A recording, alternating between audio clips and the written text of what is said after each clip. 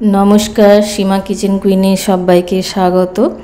আজ আমি আম পোড়ার শরবত বানাবো। দুটো আম নিয়েছি, এবার আমি দুটো আম পুড়িয়ে নিয়েছি। এবারে একটু গরম অবস্থাতেই খোসাগুলো ছাড়িয়ে নিতে হবে।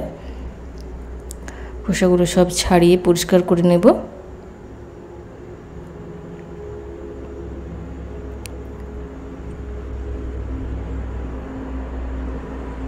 হালকা গরম অবস্থাতেই করতে হবে।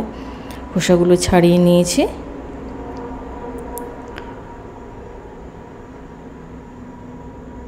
দুটো আমি ছাড়িয়ে নিলাম খোসাগুলো। এবার একটু জায়গাটা পরিষ্কার করে দিচ্ছি। এবার কি করব, দুটো আমের পাল্পগুলো বের করে নেব। আটি দুটো ফেলে দিয়ে হাতে করে চটকে নিয়ে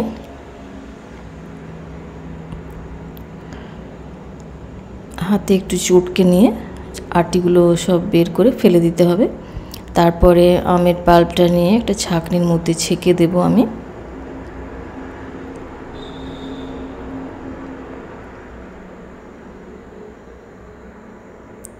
আমের পাল্পটা রেডি হয়ে গেল। এবার একটা ছাঁকনি নিয়েছি। ছাঁকনিটা আমি এর আগে আমসত্ত্ব একটা বানিয়েছিলাম, সেই ছাঁকনিটা নিয়ে নিলাম। ছাঁকনিটার মধ্যে এবার আমের পাল্পটা দিয়ে একটু ছেঁকে নেব। ছেঁকে রেডি করে রেখে দিচ্ছি। এক্সট্রা যেগুলো আছে সেগুলো ফেলে দেব।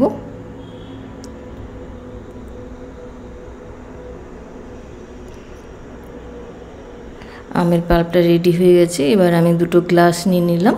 গ্লাসের মধ্যে প্রথমে দিয়ে দেবো আমের পাল্পটা, যতটা সম্ভব 2-3 চামচ দিয়ে দিলাম।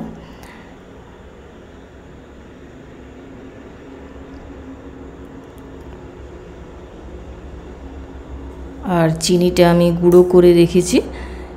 মিষ্টিটা যে যেমন খেতে পছন্দ করেন সেরকম দেবেন। একটু টক মিষ্টি ভালো লাগে, অনেকের টকটা খেতে বেশি ভালো লাগে। তো চিনি দিলাম আমি 2 চামচ দিয়েছি, আর বিট নুন দিলাম। এবার একটু চিলি ফ্লেক্স দেব। অনেকে ভাজা মশলাও দেয় এর উপরে, ভাজা মশলাও দিতে পারেন, ওটা একটা আলাদা টেস্ট হয়। এবার আমি ফ্রিজ থেকে জল বের করে একটু ঠান্ডা জল দিলাম। এবার একটু চামচ দিয়ে গুলে নেব। তৈরি হয়ে গেল আমার আম পোড়ার শরবত। আর গরমের সময় এটা কেউ বাড়িতে গেস্ট আসলেও দিতে পারেন। আমের পাল্পটা রেডি করে ফ্রিজে যদি রেখে দেন, আর একটু চিনি গুঁড়ো করে একটা কৌটোর মধ্যে রেখে দিয়ে কেউ বাড়িতে আসলে মানে বেশিক্ষণ সময়ও লাগে না।